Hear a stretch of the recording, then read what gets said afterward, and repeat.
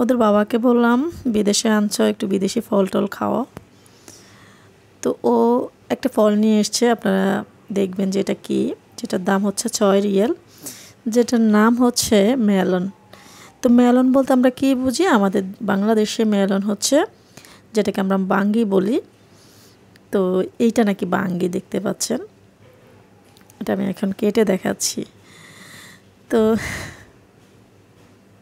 আমাদের দেশে যেটা হয়, এই বাঙ্গিগুলো হয় চ্যাপ্টা হয়, না হয় লম্বাটে হয়, যেগুলো গায়ে এরকম ডোরা ডোরা থাকে না, যেগুলো হচ্ছে একদম প্লেন একটা কালার থাকে, হলুদ হলদে হলদে টাইপের।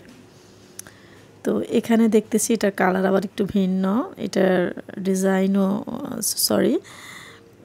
সাইজও ভিন্ন।